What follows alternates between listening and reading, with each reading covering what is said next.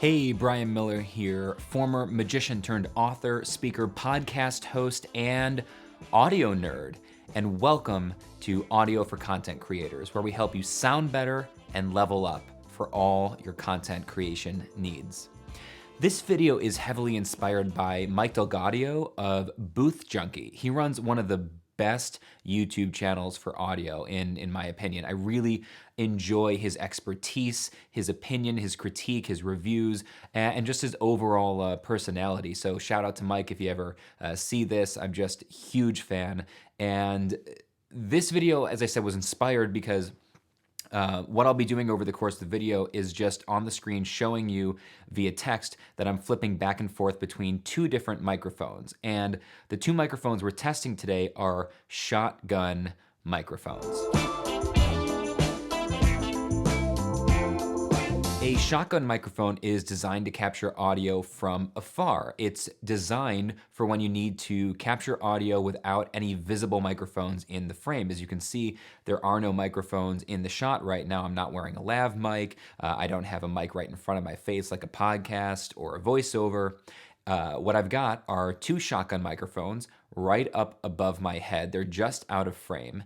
And they are both being recorded into the Zoom H5 portable audio recorder. The two mics we're comparing today are the Audio Technica AT875R, which is a line and gradient shotgun mic, and the Zoom SGH-6 shotgun hypercardioid. This is a hypercardioid. This is a hyper-directional polar pattern. The biggest difference between these two mics, apart from being completely different mics, are that the Audio-Technica is a standard XLR microphone, which means it has a professional XLR output. You need a real microphone cable, which means you need either a portable audio recorder or a digital audio interface for your computer to use this. You cannot use this with a consumer grade camera or even usually a prosumer grade camera because they don't have XLR inputs. And you can't use it with like Tascam DR05, one of my favorite pieces of kit on the planet, because you need an XLR output. The Zoom SGH-6, I wish microphones had more interesting names. The Zoom SGH-6, on the other hand, it does not have an XLR output. It doesn't even have a 3.5 millimeter output for like a camera or the Tascam DR05. This is only compatible with the Zoom portable audio recorders, and not all of them, just some of them. It's actually a capsule that is interchangeable with a handful of their portable audio recorders like the Zoom H5, which I'm using right now. I have reviewed the Audio Technica elsewhere on this channel. You can check that out right here. Boy, what's going on outside? I showed a couple of different applications for that microphone and also tested it out with my buddy Adam Krutinger in his studio in Buffalo for all of his puppet building, puppet making tutorials that he does as live streams, which was really interesting. I've also used the AT875R on a video on my other channel, on my primary Brian Miller author, speaker, magician channel, which you can see right here, which was a special post I did on 9/11. I wasn't talking about the microphone in that video, I was just using it.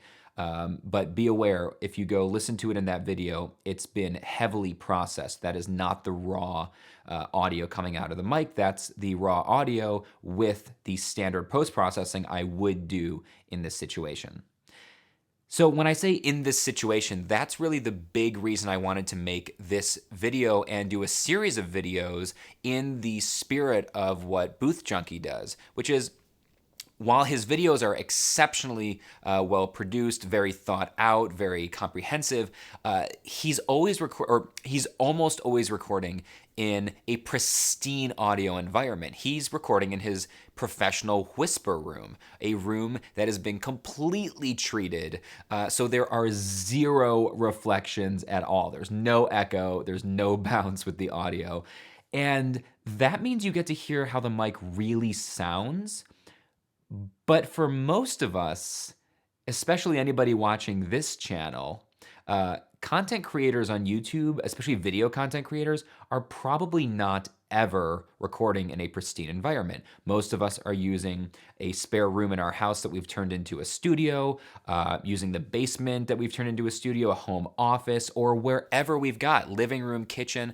In fact, most video content creators choose the room they record in based on the visual appeal of the room, right? What's in the background and those sorts of things. What happens when you watch Booth Junkies videos is you hear how the mic actually sounds, but if you go buy that mic and put it in your own room, there's a very good chance you'll be disappointed or surprised that it doesn't sound anything like it did in his video, which I think is something he addresses from time to time. But I wanted to do a comparison of two shotgun microphones.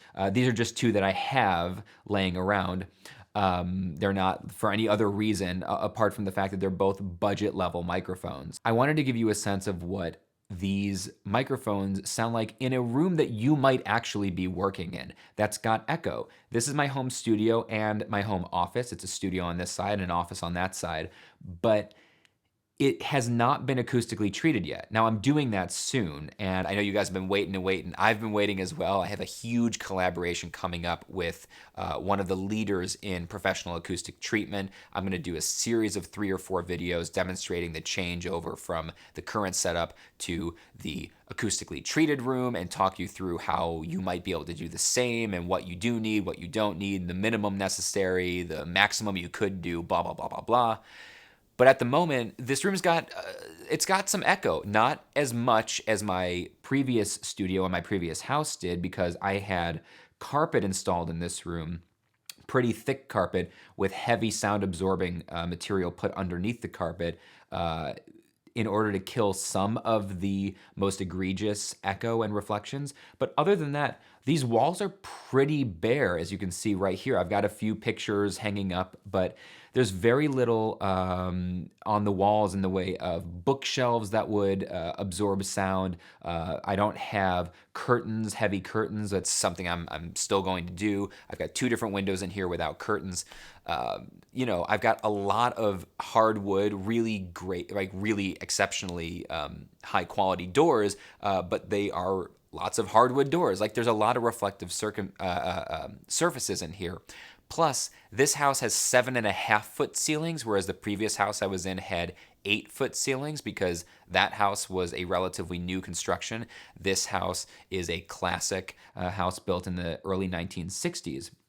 Which means as houses go, it's built like a tank, but it also means the slightly lower ceilings are more prone to early reflections, to echo that happens where your voice hits the ceiling and immediately comes back. It's a different sort of echo than if you're in like a big cathedral style room. If you have a living room with giant vaulted ceilings, you're going to get echo in that room, but it's going to be a more pleasing echo. It's going to be more room reverb as opposed to the slap back that happens with the ceilings here.